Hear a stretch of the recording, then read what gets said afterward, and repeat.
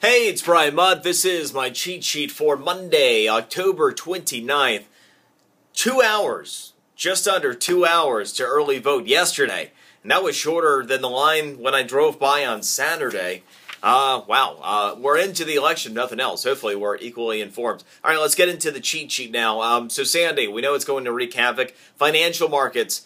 Everything but the bond market, all U.S. financial markets except for the bond market that are based out of the Northeast are going to be closed today. Bond market will be closed until noon. That also means that a slew of companies' earnings reports that are scheduled today and tomorrow probably won't happen. And we'll have to wait to see what happens with the stock market tomorrow. Now here's the other thing. It'll sound a bit odd since we certainly don't have any oil or refining capability in the Northeast. But we are actually seeing oil prices begin to rise and wholesale gas prices to begin to rise as a result of Sandy, and we'll have to see how all that plays out. Again, we'll have to wait until tomorrow, maybe even Wednesday. So we could end up seeing all kinds of weird things taking place. Commodity prices in an odd place, including oil. Certainly, we could have a slew. We're in earnings season right now. We could just have a slew of earnings reports come out in one day and end up having a massive reaction in the stock market at whatever point we get it open again. So the overall economic impact of Sandy, it's huge. Get this, a third of the entire U.S. population is actually going to be affected by the storm.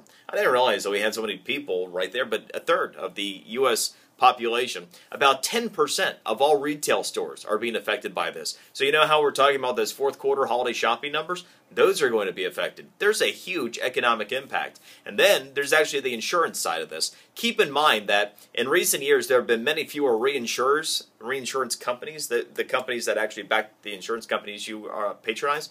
And because of that, anytime you get these major storms, it can end up costing us more on our own insurance policies. So even though we, for the most part, got away on this thing, though there is some flooding.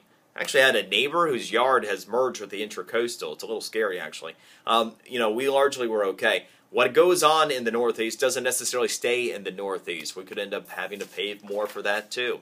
All right, let me stay on this topic one more moment here. If you're flying anywhere, not just the Northeast, you got to check for your flight status today and all this week. Because even flights that aren't coming from or going to the Northeast are being canceled because of planes that were going to be on their way here that were then going to fly somewhere else that aren't available. For example, just checking this morning out of Palm Beach International Airport, we have flights to San Antonio and Oklahoma City canceled, in addition to everything out of the Northeast. So you got to keep that in mind. If you're flying anytime this week, make your plans in advance, check, make sure you know what's going on, and see if there are alternate options for you to be able to fly if you absolutely have to. Because, again, so many planes, so many flights canceled, about half everything right now. All right, fiscal cliff equals 11% unemployment. There's a research report that came out Friday morning in which an analyst said that if we go over the fiscal cliff in January, unemployment will hit 12%. I mean, that certainly caught my attention. I haven't even tried to venture into next year and try to understand what we could be staring at in the economy. There are just too many uncertainties, and I don't feel confident coming up with any kind of a good expectation of what could actually happen economically with so many different possible outcomes. It feels like just be trying to guess at something. But analysts are starting to do this, and one had 12%, so I try to get an idea of what the consensus is. Well, get this. The consensus of unemployment, if we go over the fiscal cliff, this means we go into January without resolution to the fiscal cliff matters, the average is now at 11% unemployment. So if you wondered if we're going to face very critical and severe problems if we go over this fiscal cliff, that gives you an idea. Let's say you take 8% unemployment, we go up to 11. Well, you do the math. I mean, that could be an additional, a third of the U.S. population that is, that we're increasing the unemployment rate by. I mean, literally by a third. So, I mean, that's huge. You're talking about millions upon millions of people if that ends up occurring. And the last thing I did want to touch on today. South Carolina. South Carolina is the biggest victim of a hack attack yet, and the news is really bad. They got the Social Security numbers.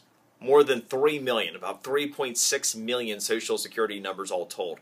So, and this goes all the way back to '98. They got credit card numbers as well, but you're probably not caring about that near as much as Social Security number. These It is confirmed that this was a foreign hack attack. So if some kind of foreign entity came in, compromised South Carolina, stole 3.6 million Social Security numbers, tons of credit card numbers. If you lived in South Carolina, if you filed a state tax return for South Carolina, 1998 to present, that means it could be you that's affected. 98 and sooner. So you've got to take immediate action if that's the case. South Carolina is offering some free identity protection for 1 year to anybody who's affected, but you got bigger problems on your hands than that. And I'll say again, I absolutely, and for reasons like this in particular, recommend having identity protection with people who can help you so you're not on your own if you ever find yourself in this situation. All right, that's the cheat sheet for today. Enjoy yours. We'll see you tomorrow.